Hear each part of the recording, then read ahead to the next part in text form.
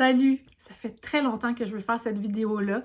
Il y a 1 an ou 2, je me rappelle plus, je pense que j'ai fait un sondage, avec les personnes atteintes d'encéphalomyélite myalgique, COVID longue et fibromyalgie, à savoir, c'est quoi les choses qu'on n'est plus capable d'entendre quand les gens viennent nous parler?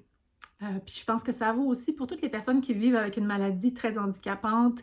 Hem, c'est toutes sortes de choses que en fait, j'ai mis une liste juste en bas pour que, vous pouviez voir la liste rapidement si vous n'avez pas le temps de voir la vidéo, mais c'est important, je pense, de voir toute la vidéo pour non seulement comprendre, la complexité de ça, mais aussi avoir des options de comment dire les choses autrement, comment formuler les choses autrement, comment dire les choses pour que, pour contribuer au mieux-être non seulement des personnes atteintes, mais aussi de votre relation avec les personnes, le type de relation que vous entretenez avec les personnes qui vivent avec une maladie qui est super handicapante. Donc, pour commencer, ben c'est ça. En fait, je veux juste dire aussi que, évidemment, tout le monde est différent. Fait que c'est pas parce que je nomme des choses que tout le monde va réagir de la même façon. Puis la meilleure façon de savoir si ça dérange, ben c'est de premièrement se questionner, puis d'oser poser la question à la personne, soit par écrit, soit par de vive voix pour voir. Et toi, tu sais, de philosopher, en fait, ça donne une opportunité d'échanger puis de vraiment voir comment on peut contribuer à, c'est ça, à avoir une meilleure relation avec les personnes atteintes et de contribuer à leur mieux-être. Alors, la première catégorie, c'est le fameux Hey, t'as l'air bien et tu guéris. Alors, il y a plein de façons de dire ça, là. T'as l'air en forme, tu sais, puis d'avoir l'air étonné de dire ça. Et ce qu'il faut savoir avec les maladies chroniques, c'est que ben, les maladies chroniques, c'est invisible. Il y a certaines maladies, en fait, la plupart des maladies chroniques sont invisibles. Alors, souvent, tu sais, je sais ça part d'une belle intention quand on dit à quelqu'un, ah, t'as l'air bien, t'es-tu guéri? On veut que la personne aille bien. C'est ça qu'on communique probablement, tu sais. Mais en dessous de ça, souvent, ce qu'on va entendre, nous, c'est un... Ben, en fait, premièrement, comme quand moi, je suis atteinte d'encéphalomyélite myalgique, je passe environ, en moyenne, 22 heures par jour à l'ité. Donc, si vous me voyez à l'extérieur, c'est que j'ai passé probablement plusieurs jours, plusieurs semaines ou même des fois plusieurs mois à l'ité, en permanence. Alors, quand je réussis à sortir de chez moi, j'ai envie de profiter de la vie, je suis contente, je suis heureuse. Puis c'est pas parce qu'on vit avec la douleur, qu'on vit avec toutes sortes de gros défis de vie qu'on n'a pas l'air bien. Alors, de nous faire dire ça, ça nous ramène aussi aux besoins des gens de nous savoir guéris, de nous savoir passer à l'autre étape qui serait la guérison. Alors que moi, personnellement, euh, ben, j'ai fait je ne pense pas à la guérison à tous les jours. Je pense à mon mieux-être, à bien vivre avec la maladie, à être dans le moment présent. Je n'ai pas capitulé sur ma santé. J'ai simplement accepté le moment présent et j'aimerais ça guérir, mais je préfère vivre dans l'instant présent puis de profiter de chaque seconde, même si c'est des secondes qui sont douloureuses ou je veux juste être présente au moment présent. Donc, de nous ramener dans Es-tu guéri? Ben, ça nous ramène dans un état qui n'est pas existant et de devoir justement se justifier, d'expliquer qu'on a passé la semaine à se reposer, alors que ben, une alternative à poser cette question-là, à la place, si vous voulez exprimer le fait que vous êtes content de voir la personne puis qu'elle a de l'air lumineuse, ben, simplement lui dire « Je suis contente de te voir, t'es lumineuse, t'as de la lumière dans les yeux, t'es tellement une personne lumineuse, je trouve, tu sais. Puis moi, quand je me fais dire ça, ça arrive souvent parce que j'ai passé plusieurs étapes de la maladie. Je me suis réorganisée. Donc, moi, quand je sors, je suis juste comme tellement contente de pouvoir profiter du moment présent. Quand les gens me disent ça, ça me fait chaud au cœur, tu sais. Mais quand les gens me disent t'as de l'air bien, t'es-tu guérie? Là, je vis une grosse boule à l'intérieur parce que je dois encore expliquer que ça fait 1 semaine que j'ai passé au lit, puis que tu me demandes si je suis guérie, puis je suis plus capable d'entendre ça. Puis il y a beaucoup de gens qui sont tannés de l'entendre. C'est pas tout le monde, mais il y a beaucoup de gens comme ça. Alors c'est ça, les alternatives justement, c'est d'exprimer ce que vous voulez vraiment dire autrement. Parce que si j'ai une rémission de stade un jour, si je guéris un jour, vous allez être certain que vous allez le savoir. Je vais le crier pour que tout le Québec soit au courant que je suis guérie ou que j'ai une rémission de stade. Donc, inquiétez-vous pas pour ça, vous allez le savoir. Ensuite de ça, bon, ça revient souvent dans les sondages, évidemment. Le monde sont plus capables, les personnes atteintes sont plus capables d'entendre ça. C'est les fameux conseils non sollicités. Ça, là, genre, non, moi, c'est pas là, là, c'est rendu là. T'sais. Fait que quand quelqu'un arrive avec un conseil non sollicité, encore une fois, là, j'ai la boule. T'sais. Puis j'essaie de me contenir, puis d'expliquer, parce que les gens, ils veulent bien faire encore. T'sais. Leur intention, c'est peut-être qu'elle n'a pas pensé à ça. Peut-être qu'elle n'a pas essayé cette affaire-là. Fait que là, ils vont dire, as-tu essayé tel médicament? As-tu vu tel docteur? As-tu vu tel thérapeute? Est-ce que tu as essayé ça? Est-ce que tu manges bien? Est-ce que tu fais assez de sport? Est-ce que si? Est-ce que ça? En tout cas, moi, puis là, tu sais, moi, je ferais ça à ta place. Non, non, non. Puis, en fait, il faut être conscient que, ben justement, moi, si je passe un mois couchée chez nous à prendre soin de ma santé, puis que là, j'arrive enfin à sortir, puis que la seule chose qu'on me dit quand je sors, puis qu'on me voit en chaise roulante, c'est « T'as-tu essayé ici? Est-ce que tu penses vraiment que c'est une vie, ça, d'avoir ce genre de conversation-là, simplement de toujours avoir des conseils non sollicités, de jamais pouvoir goûter à la vie? » Juste des conversations, parce que c'est pas parce qu'on est malade puis qu'on passe 95% de notre temps dans un lit qu'on n'a pas des rêves, qu'on n'a pas des bons souvenirs de notre passé, qu'on n'a pas des projets. Tu sais, on peut parler de toutes sortes de choses. Puis il y en a qui aiment ça, les conseils, là. Mais en général, on passe, quand on vit avec une maladie chronique, on vit avec une maladie chronique à temps plein. Et donc, on fait à chaque étape, on n'a pas beaucoup d'énergie, fait qu'on prend on y va étape par étape. Donc, moi, comme dans ma vie, ben c'est ça, c'est à temps plein, c'est ma santé, c'est de faire les thérapies que j'ai besoin de faire à tous les jours, de me re-questionner constamment sur mon alimentation, sur la santé de mon microbiote, sur tout ça, de façon à temps plein. Fait que quand je sors de chez moi, j'ai envie d'avoir des contacts humains qui sortent de la discussion sur la maladie, qui vont dans l'échange, oui, je peux parler de mes projets, de mes rêves, je peux parler de tes projets, tes rêves, on peut parler de beaucoup d'autres choses que ça. Puis si vous n'êtes pas sûr, puis vous êtes inconfortable, vous aimeriez donner des conseils parce que c'est ça que, tu sais, c'est vraiment dans votre fond, il y a ça, ben vous pouvez écrire à la personne ou lui demander, est-ce que j'ai vraiment cette envie-là? Je sais que c'est peut-être pas apprécié parce que tu dois en recevoir beaucoup de conseils. Toi, qu'est-ce que tu en penses? Puis si la personne te dit, oui, je veux savoir comment faire le présentement, ben allez-y. Mais sinon, arrêtez. S'il vous plaît, c'est une torture, littéralement, de faire ça. Puis j'oserais ajouter que moi, je mets ma limite avec la personne la première fois. J'explique, avant qu'une personne vienne, je lui explique, c'est rare que j'ai de la visite. Quand j'ai de la visite, je leur dis, pas de conseils, pas ci, pas ça, s'il vous plaît. Puis si la personne s'en rend pas compte et qu'elle me donne un conseil, là, je vais l'expliquer de façon plus détaillée pourquoi je veux pas de conseils non sollicités, pour quelles raisons, qu'est-ce que ça fait, pour que toute l'énergie que ça me prend.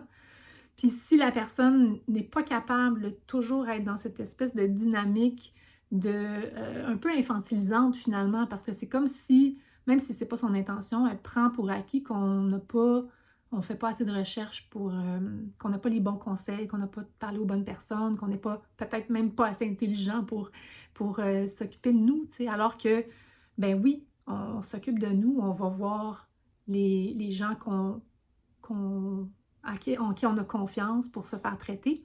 On a toujours les réseaux sociaux, les groupes d'entraide pour aller chercher le meilleur conseil possible. Alors, quand quelqu'un ne connaît pas la maladie, même si tu connais la maladie, si on sait que tu connais la maladie, peut-être qu'on va venir te demander un conseil. Puis même chose, bon, moi, ça me fait plaisir quand les personnes atteintes, une personne atteinte m'écrit puis me demande un conseil, mais elle me l'a demandé, ça va me faire plaisir de lui partager des informations, pour qu'elle puisse avoir accès à ces informations-là si elle en a besoin. Ensuite de ça, les suggestions, as-tu essayé ci, as-tu essayé ci? On essaie de plus en faire de ça. Ensuite, ça aussi, ça prend beaucoup d'énergie. Les demandes de justification. C'est un petit peu dans la même branche que les conseils non sollicités. C'est comme, pourquoi tu fais pas ça à la place? Pourquoi tu n'as pas fait ci? Pourquoi tu n'as pas fait ça? Encore une fois, on a peu d'énergie dans une semaine, dans un mois, dans une année. Puis, la plupart d'entre nous, on veut mettre l'énergie, on veut choisir dans quoi on met notre énergie. Donc, quand les gens sont dans la critique de pourquoi tu n'as pas fait ça, pourquoi tu n'as pas fait ça comme ça, souvent, bon, on se questionne sur comment je gagne ma vie. Et j'arrive, j'ai trouvé un équilibre dans ma vie. Et bon, souvent les gens vont venir à ça, mais pourquoi tu n'as pas fait ça à la place? Mais c'est pas de tes affaires, pourquoi j'ai pas fait ça à la place? Ben, tu sais, on pourrait répondre, mais moi, ça me tente. C'est pas que ça me tente pas, j'ai envie de répondre parce que je veux expliquer, je veux que ça soit clair, je veux que. Mais à un moment donné, j'ai plus envie de parler de ma condition. Il y en a qui sont rendus au début de la maladie, qui sont dans la gestion, tout ça, ils se réorganisent, ils veulent que la famille comprenne. Fait que ça, c'est normal, c'est une étape. Moi, je suis rendue à l'autre étape de OK, j'ai organisé ma vie, je suis dans la gestion de tout ça. J'ai été chercher les ressources dont j'ai besoin. Maintenant, je ne veux plus avoir à me justifier, je ne veux plus recevoir de conseils. Ensuite, puis encore une fois, vous pouvez demander à la personne, est-ce que tu as envie d'entendre parler de ça? Ou peut-être que tu veux économiser ton énergie, parler d'autres choses, c'est quoi ton besoin, t'sais? Ensuite de ça, la quatrième, le déni des émotions et les comparaisons. Le déni des émotions, des états, tout ça. Bon. Fait que là, il y a beaucoup de gens, leur façon de réagir par rapport à la maladie, c'est que ça n'existe pas, ou qu'elle n'a pas de l'air malade, ou que telle personne est encore plus malade que l'autre. Alors pourquoi elle est malade, puis qu'elle a de l'air bien, puis que toi, tu réagis comme ça, t'sais. Puis moi, il y a beaucoup de gens qui quand ils me voient comme de bonne humeur, gérer une maladie chronique, puis moi, je fais des blagues, ha ha ha, très drôle, tu sais, je vis bien avec ça. Puis là, les gens me disent, Alia, t'es vraiment positive, c'est vraiment comme admirable que tu sois positive comme ça avec la maladie, tu sais. Mais ce que les gens ne voient pas, c'est que la raison pour laquelle je réussis à être positive comme ça, c'est que j'ai dû faire des choix déchirants dans ma vie. J'ai dû faire face à toutes les émotions qui viennent avec la perte de ma vie sociale, amicale, professionnelle, ma vie matérielle, ma vie sportive, ma vie artistique. J'ai fait le deuil de tout ça. Puis ça, vous allez pas, je veux pas vous faire à croire que j'ai pas broyé ma vie puis que j'ai pas été en colère avec ça, là. C'est pas vrai. J'ai eu de la peine. J'ai encore des moments où je vis de la peine, où je vis des moments d'incertitude, où je me dis comment je vais faire, comment. Mais j'ai appris à faire les deuils tranquillement. Je me suis entourée de gens qui sont capables de me voir vivre des émotions qu'on appelle négatives. Moi, je trouve qu'il n'y a pas, puis c'est un grand apprentissage de vie en fait, il n'y a pas d'émotions négatives. Il y a juste des émotions, il y a juste des états d'être, il y a juste des défis, il y a juste, c'est la vie, ça fait partie de la vie. Sauf que si on est entouré de gens qui veulent se mettre la tête dans le sable, qui ne veulent pas voir qu'il y a une réalité présentement qui est la perte de notre autonomie, qui disent pourquoi tu es tout le temps négative, pourquoi tu fais ci, pourquoi tu sais, encore la justification, tu sais, ben ils sont dans le déni de ce qu'on vit. Si vous n'avez pas l'énergie d'entendre parler d'émotions dites négatives, si vous n'avez pas la place, c'est correct. Vous pouvez le dire, tu sais, quand tu me parles de ça, ça crée une émotion chez moi. J'aimerais ça te donner des ressources si tu as besoin pour pouvoir parler à un psychologue ou à une travailleuse sociale, peu importe, mais moi, je n'ai pas l'énergie pour ça. Vous pouvez le dire à la personne si ça prend trop de place pour vous. Mais si vous posez la question à la personne, est-ce que ça va bien de ce temps-ci? Puis qu'elle vous dit non, ça va pas bien, je vis ça, c'est tough, j'ai envie de broyer ma vie, je suis en tabarnak. Ben, vous avez posé la question. Alors, attendez-vous à une réponse honnête. On vit des défis à tous les jours quand on vit avec une maladie chronique. C'est normal qu'on vive des émotions. Puis la chose qui est positive là-dedans, c'est que si vous arrivez à ne pas être dans le déni ou la fuite, quand vous êtes face à cette réponse-là, peu importe ce que vous répondez, si vous avez besoin, que vous n'avez pas la place pour ça, ça c'est correct. Si vous, ah, ça me fait ça me fait vivre ça quand tu me réponds ça, je me sens mal à l'aise, mais je suis prête à explorer, tu sais, à aller voir avec toi c'est quoi, à mieux comprendre. Mais tout ça, ça a un impact positif sur la personne qui est devant vous. De juste ne pas avoir peur des émotions, ne pas avoir peur de vos propres émotions face à la personne, c'est juste d'être honnête, tu sais. Fait que vous pouvez avoir des limites. La personne aussi, elle a des limites. Donc, c'est juste de se respecter. Donc, ce déni d'émotion-là, malheureusement, ce que ça fait, c'est que ça va créer encore plus de stress pour la personne, puis pour vous. Et qu'est-ce que ça fait, le stress, pour une personne qui vit avec une maladie chronique? C'est que toute l'énergie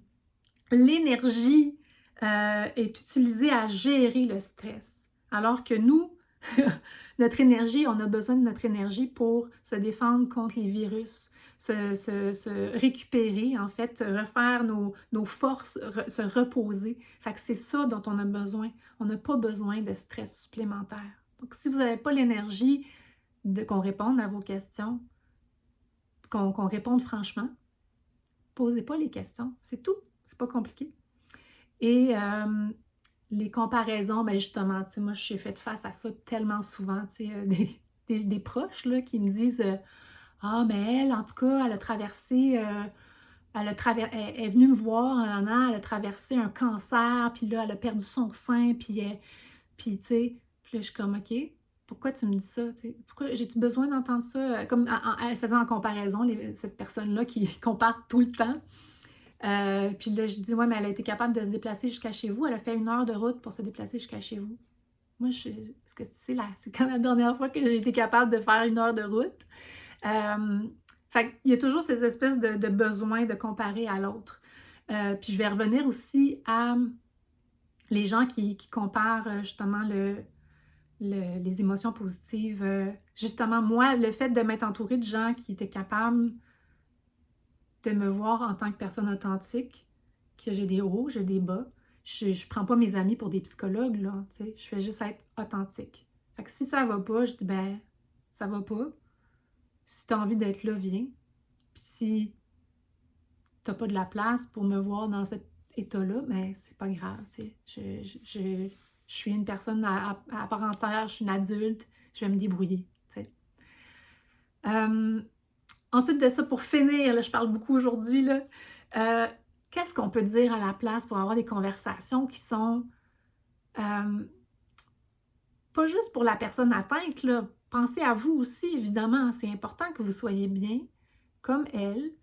Qu'est-ce qu'on peut faire pour avoir des conversations constructives, nourrissantes, qui font du bien? Bien, c'est simplement de communiquer nos besoins, tu sais. Puis de dire, ben, regarde, moi, mes besoins, je vais partir avec mes besoins. Moi, quand je sors de chez nous, tu sais, vu que je vis 95% de ma vie, c'est la gestion de la maladie. C'est comment m'occuper de ma santé. C'est ça ma job présentement sur Terre. Qu'est-ce que j'ai envie de voir quand je sors? Ben, j'ai envie de voir toi, comment tu vas. J'ai envie d'avoir des nouvelles de toi. J'ai envie de voir les gens, de voir leurs expériences. Il y en a qui ont peur de me partager leurs peines puis les moments difficiles pour eux parce qu'ils s'imaginent que j'en ai assez pour moi. Puis ça se peut, il y a des gens qui sont juste plus capables de voir les autres souffrir parce qu'ils souffrent tellement. Puis ça, c'est normal. Moi, j'ai assez de place dans mon cœur puis dans mon être pour accueillir certaines choses. C'est sûr que si la personne est dans une espèce de tourbillon d'intensité d'émotionnel, ça se peut que ça soit trop pour moi. Puis quand ça arrive, je vais l'exprimer. Je veux dire, tu sais, je vois que tu vis des choses, mais là, présentement, pour moi, ça me prend beaucoup d'énergie, tu sais. Fait que je peux t'aider justement à trouver des ressources, mais je pourrais pas t'aider à régler ton problème, tu sais. Mais mes amis, si vous allez pas bien, je suis contente d'entendre parler de vous, tu sais. Puis je suis contente d'entendre parler de vos peines. Puis la plupart des gens que j'aime, de mes amis, c'est pas du tout envahissant comme état. Vous êtes capable de parler de vos choses avec une intelligence émotionnelle qui est assez présente et vous êtes assez conscient pour pas être envahissant, tu sais. Fait que, ben, ça me fait plaisir d'entendre parler de vous, puis des choses qui vont bien, puis des choses qui vont moins bien.